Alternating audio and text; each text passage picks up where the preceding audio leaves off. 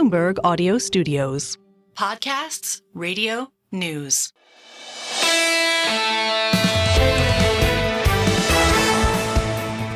Single best idea, the highlight of the week. Well, not the highlight, but it was fun.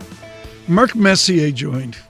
Just wonderful to have him on. Of course, many of you always associate Mark Messier with a certain style of hockey for the New York Rangers.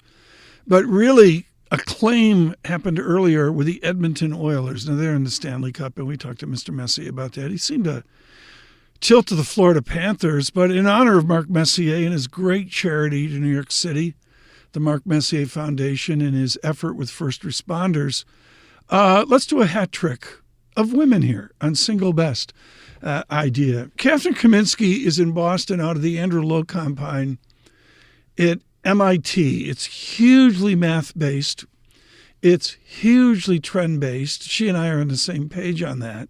Let's get right to it. Here is Katy Kaminski on this great bull market. I'm a little concerned. I mean, the signals are still there, positive for equities, but this week really made me pause, thinking that some of the themes have changed significantly. We saw massive synchronous moves cross asset. Look at what happened to yields. I mean, they just plummeted over the last week. You've also seen commodity markets really spooked me the most, I think. We saw a massive reversal in commodity trends, which had been very higher for longer, pro-inflationary. And the dollar's also struggled. So it's been a very risk-off week, right, in some sense. So we had a really different moves than we've seen earlier this year, which makes me nervous. And really underscore there Katy Kaminski's comments on commodities. We underplayed that this week, but it'll be fascinating to see, particularly in the industrial metals space, what copper does here, migrating through, this news flow, that news flow, and the Fed. And, of course, next week's CPI on the same day as the Fed. That will be sporting, to say the least. Will stagger from 8:30 to 2 p.m. and whatever the Fed decides. We're very much now the idea that they will not move the yield like ECB did, move the rate, I should say, like the ECB, like Lagarde did.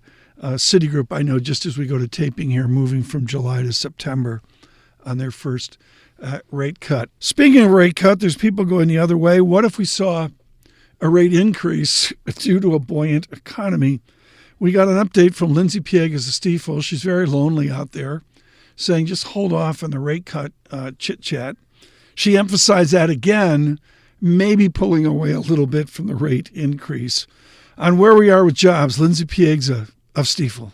I do caution against reading in too much to the headline payroll number, because we are starting to see somewhat a divergence between the payrolls and the household survey.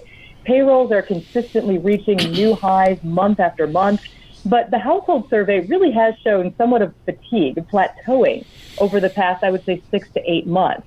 The disconnect, of course, reflecting the fact that we consistently undercount the working age population, particularly now as we see these large flows of immigration coming into the economy, legal and illegal. But also what we're seeing is this shift in the demand or the type of jobs being created in terms of full-time versus part-time. Now, I haven't dug into the details of this report specifically. Last month was almost entirely full-time. But if we go prior to that, 6 to 8 months, that was almost entirely part-time employment, which, as we know, part-time hires typically have more than one gig. And then, of course, you're counted more than once in the payroll report, which could artificially inflate that number. So, again, still positive, but I do think there's some underlying signs of the economy starting to cool, that rebalancing, as I mentioned.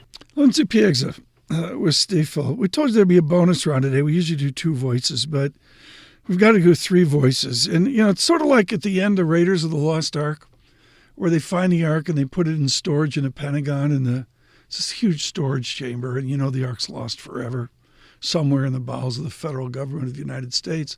That's how people feel about Claudia Sahm's research. I mean, she really has owned the high ground this year in academic zeitgeist. Hugely popular, deservedly popular. And the PhD from Michigan with her Fed work has become a real statement of, yes, this is how I measure a recession, and no, we're not near a recession. And, of course, she looks like a genius right now in this continued sizable boom economy. We talked to Claudia Sahm about very serious things, looked at Bloomberg Opinion, her essay out this week, Forceful on Inflation.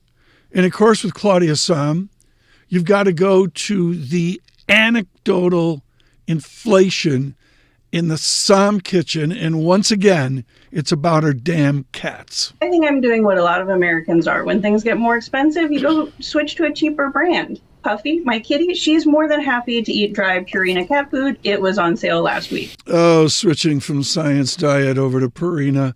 It's out there in the zeitgeist, and Dr. Sahm living it with Puffy, the cat. We're trying to make this 6 minutes of smart. There's a lot of good podcasts out there. Look to David Gura's The Big Take if you want to look at a 20-minute special, really well produced, of the themes of the moment that Bloomberg News sees. We're trying to slip in 6 minutes of smart. We try to do that on Apple Podcasts. It's a single best idea.